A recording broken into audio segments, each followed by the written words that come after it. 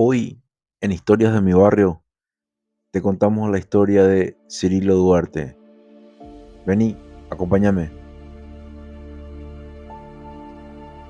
El barrio de Puerto Sajonia, o simplemente Sajonia, como se lo conoce actualmente, se encuentra rodeado de lugares especiales, entre ellos el Parque Carlos Antonio López, en donde antes era un cementerio que se conocía como Mangrullo. Pero eso seguramente nos dará lugar a otro podcast, pues la historia de Mangrullo es muy rica. También en sus contornos se encuentra el Estadio Defensores del Chaco, predio que fuera donado por el señor William Pats, fundador del Club Olimpia, como se lo conocía al estadio en aquel entonces con el nombre de Stadium.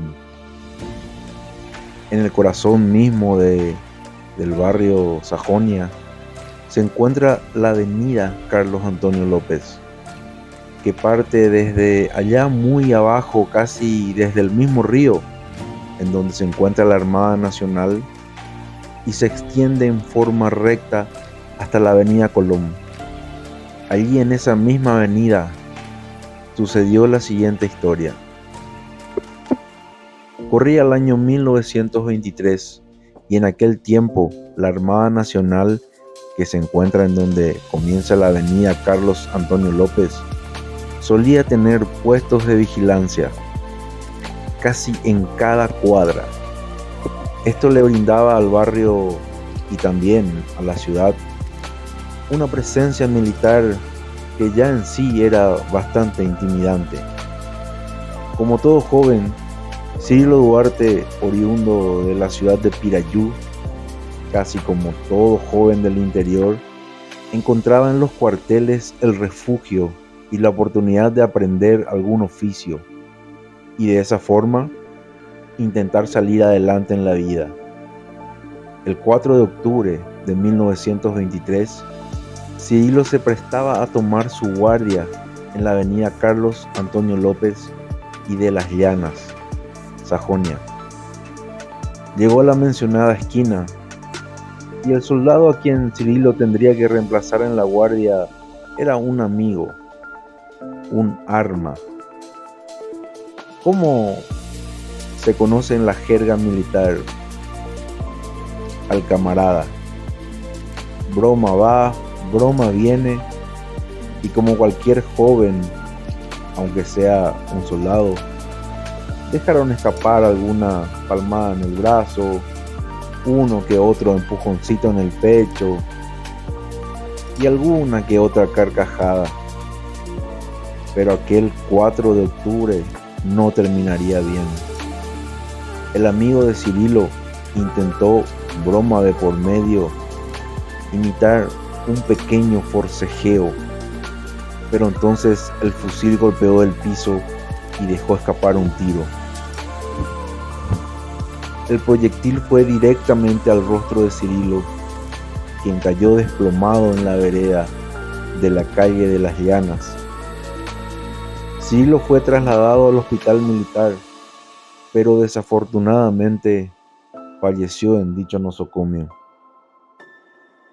Pero Cirilo no estaba destinado a pasar desapercibido, y aún después de su muerte, hizo notar en el mismo corazón del barrio Sajonia que todavía él seguía presente, aunque ya había muerto. Al día siguiente, alguien llevó una pequeña cruz de madera en homenaje a Cirilo.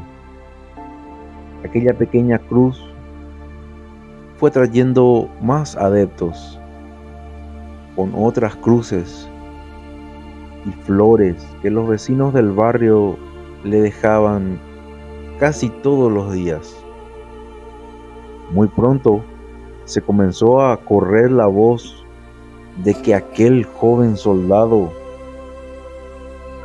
se había convertido en una especie de milagrero barrial.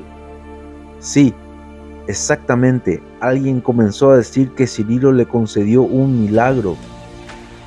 Muy pronto, otro más, y otro más, y otro vecino, hasta que casi todo el barrio Sajonia proclamaba de que de alguna u otra manera Cirilo les habría concedido algún favor.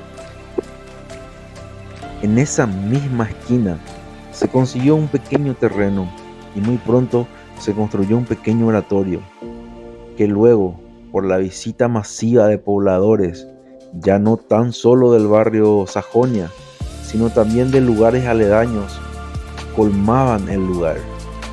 Aquel oratorio luego se transformó en una iglesia, la iglesia de la Crucecita, la parroquia de la Santa Cruz, como se denomina oficialmente, aunque para los vecinos de Sajonia simplemente la Crucecita. Hoy el hermoso templo en la misma esquina de Carlos Antonio López y de las Llanas sigue siendo el reflejo de aquella tragedia que ocurrió el 4 de octubre de 1923.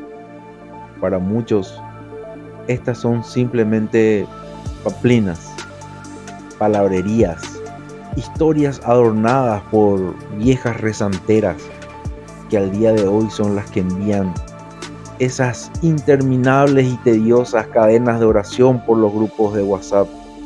Alguna tía, quizás, que nunca falta, pero para la mayoría de los pobladores del barrio de Sajonia, la Crucecita es un símbolo que también para muchos tiene un inicio hasta ahora desconocido. Cualquier transeúnte o conductor que pasa por aquellas intercesiones entre Carlos Antonio López y de las Llanas podrá pasar desapercibido. El templo y, por supuesto, también la historia.